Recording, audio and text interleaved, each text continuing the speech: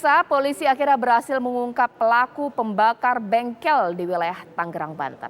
Pelakunya adalah kekasih korban. Polisi menetapkan Mary yang tak lain pacar korban sebagai tersangka tunggal karena nekat membakar ruko bengkel di Jalan Cemara Raya, Tangerang, Banten.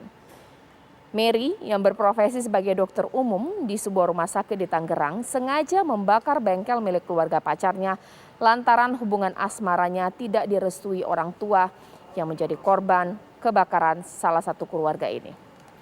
Dari hasil pemeriksaan, saksi dan olah TKP, polisi menyita sisa bensin yang belum sempat dipakai dan hasil tes kehamilan juga mobil tersangka. Pada Sabtu malam lalu, api dengan cepat membakar satu ruko bengkel motor di Jalan Cemara Raya, di mana kebakaran tersebut menghanguskan lantai 1 dan juga 2 ruko. 4 lantai itu karena ruang tersebut menyimpan sepeda motor, oli, dan barang onderdil lainnya. 3 orang anggota keluarga tewas, yakni Edi, Lilis, dan anaknya Leon.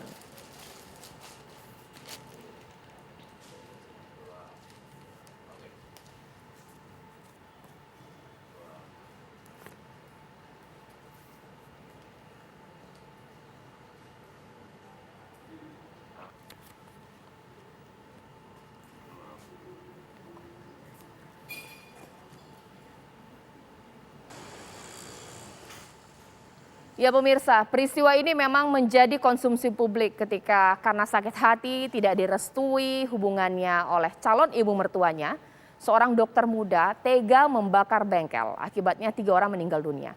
Itu akan saya tanyakan langsung dengan Prof. Adrianus Meliala, kriminolog di sini. Prof. Adrianus, selamat malam.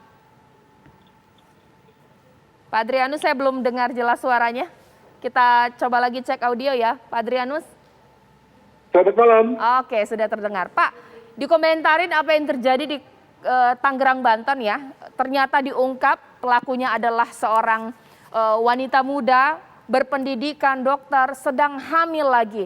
Tega membakar karena sakit hati tidak direstui. Ini bagaimana? Lagi-lagi hubungan asmara, dendam ini bisa menjadi pemicu ya orang berbuat nekat, Prof? Betul sekali. Sebetulnya ini kasus yang tipikal ya. Hubungan tidak direstui, lalu kemudian sudah hamil, lalu marah, dendam, emosi begitu salah satu pihak, itu satu hal yang tipikal. Biasalah kalau kita bilang begitu. Namun ada 2 hal yang tidak biasa. Yang pertama adalah bahwa ketika rasa marahnya, rasa emosinya itu kemudian lalu berujung pada satu tindak kriminal yakni arson ya, pembakaran terhadap fasilitas bengkel yang dimiliki oleh pacarnya. Nah, ini mengindikasikan suatu perbuatan yang terlalu jauh, yang kemudian berujung pada pidana. Ada kemungkinan ini karena yang bersangkutan si wanita ini tidak pernah berkomunikasi dengan pihak lain ya, jadi selalu atau hanya memendam emosinya sendiri, tidak sharing kepada yang lain. Memang benar bahwa ketika yang bersangkutan sudah hamil tentu lalu menjadi semacam aib bagi dia sehingga dia tidak bisa sharing. Nah, maka kemudian dia lalu memutuskan sendiri, melaksanakan sendiri, dan kemudian sekarang harus mempertanggungjawabkan pidananya sendiri. Yang kedua adalah soal dokternya. Ya, saya kira ini juga menjadi satu hal yang perlu diangkat oleh media, soal dokternya. Seakan-akan bahwa kalau dia seorang dokter, maka tidak mungkin melakukan hal-hal seperti itu. Padahal sebetulnya tidak ada hubungannya dengan soal dokternya. Yang bersangkutan adalah sebetulnya seorang manusia biasa. Begitu. Ya, Pak, tapi sebenarnya kalau misalnya kita melihat ya, dorongan orang untuk melakukan peristiwa pembakaran sampai padahal dia harus tahu kan ada konsekuensi ketika dibakar pasti akan meninggal dunia, itu nggak cuma satu. Ini apakah bisa ada pemicu trigger yang lain, mungkin kata-kata kasar atau bagaimana? Ya kalau misalnya hubungan antara si pria wanita itu sudah menjadi, kalau dalam bahasa anak muda itu sudah toksik ya, sudah tidak sehat begitu, maka kemudian lalu hal-hal yang terkait dengan bahasa yang kasar, hubungan yang saling merendahkan, ya penghinaan itu kemudian terjadi, yang lalu kemudian bisa berakhir pada satu tindakan yang juga kita katakan sebagai pidana. Nah, jadi dengan kata bukan sekedar soal si pria tidak mau bertanggung jawab, tapi juga sebetulnya ada hal-hal lain yang mungkin tidak disukai oleh sang pria terhadap sang wanita ini. Nah, bayangkan ya, dalam masyarakat ya kita juga harus setuju bahwa biasanya punya calon menantu dokter itu dianggap sebagai ideal. Wah, dokter dianggap sebagai calon menantu yang kemudian bisa berdiri sendiri, tidak harus menggandoli suami atau istri dan seterusnya, sehingga banyak dicari gitu ya. Nah, jika kemudian lalu ada calon mertua yang kemudian tidak mau calon menantunya adalah seorang dokter, maka tentu ada sesuatu hal yang jauh daripada soal itu. Apakah soal latar belakang, perilaku dan seterusnya, sehingga kemudian lalu memilih untuk menolak. Nah, artinya adalah ini bukan hanya sekedar soal tidak mau bertanggung jawab terhadap kehamilan tersebut, tapi lebih kepada hal-hal yang lain juga, begitu. Iya, baik. Pak, kalau misalnya dilihat ini kan ada faktor bahwa pelaku adalah ibu yang sedang hamil. Apakah ini menjadi faktor untuk meringankan atau tidak?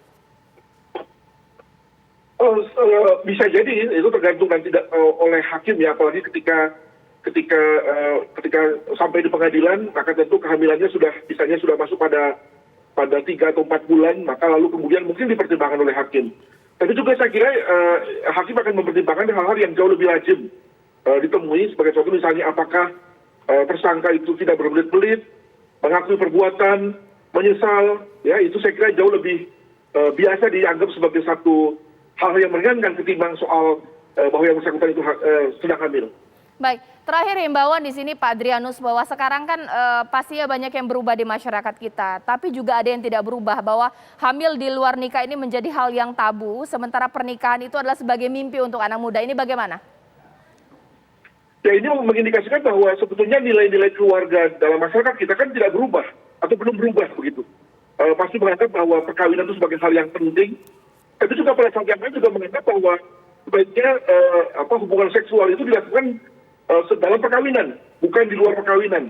Maka ketika kemudian sudah melakukan hubungan seksual, sudah hamil pula, maka lalu kemudian dianggap sebagai aib yang lalu ujung-ujungnya membuat wanita berada pada posisi terdesak. Ya. Nah, ketika kemudian lalu